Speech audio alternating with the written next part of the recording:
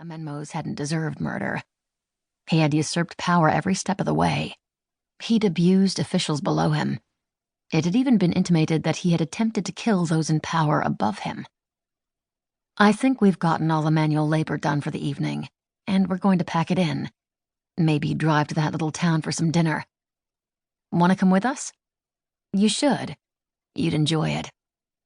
Or shall we bring you back something? Harley asked him. Next time, Harley, I'll come with you all, he promised. There's so much in here, I'm not going to go touching anything until we've had a chance to work with the preservation measures, but I do intend to look at everything. Earlier that week, they had finally discovered the secret site of the tomb of Amenmose. And of course, since then, Henry Tomlinson had been on cloud 9.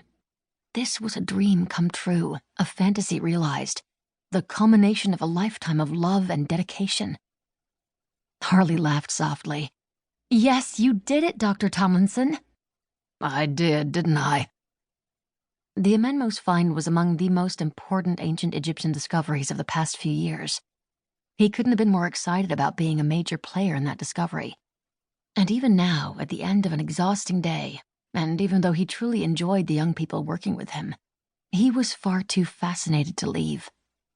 There were a dozen or so coffins to be studied, one of them presumably that of Amenmose. The group wouldn't consider opening them until everyone was back at the museum in Cairo. But he could study the canopic jars they'd found thus far. There were also other artifacts that had been carefully moved into the prep tent. So much to observe and to describe. And there were the broken coffins, which had probably been as meticulously set as any of the others, but had been in the section where a partial cave-in had taken place. Several of those outer and inner coffins had split and exposed their mummies. Henry Tomlinson was fascinated to see what study was possible before the mummies were packed and crated and prepared for the trip to Cairo, where options for preservation were far more sophisticated, and where the mummies could be x-rayed and DNA could be tested. Oh, it was all so monumental.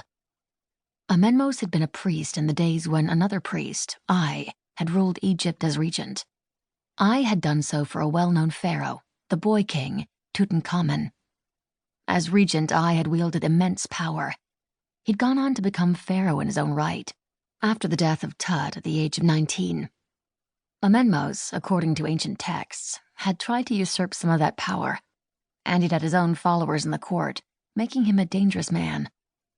Because of this, he had feared for his immortal life, and his wife had kept his burial plans a complete secret, shared only with members of his family. Naturally, legend had it that many of his most loyal followers, rather than give away any secrets, had been willing to die with him, sealed alive in a grave for eternity. Dr. Tomlinson, you worked so hard. And wow, you triumphed. You should celebrate. Come out with us. Is there nothing I can do to convince you? Harley asked. She still had that wonderful smile, as if she were the one who was far older and wiser. Nothing's going to disappear. We'll go have some dinner and drinks and come on back. There are plenty of men on guard here. And, she added, you really deserve a little celebration with us. Think of it, you researched and imagined and looked into the ancient Egyptian mind, and you made the discovery. It's your shining moment. You're another Carter with his Tutankhamun, Dr. Tomlinson. Do you realize that? Oh, no, Henry demurred. He shook his head firmly. A celebration is tempting, but I couldn't leave. I couldn't. I do promise that I'll come with all of you on another day. Harley, look at this. I feel like, as the song says, I have treasures untold. Harley laughed. You saw the Little Mermaid? She asked. He stared at her, feeling a bit chagrined. Oh, yes, I get it.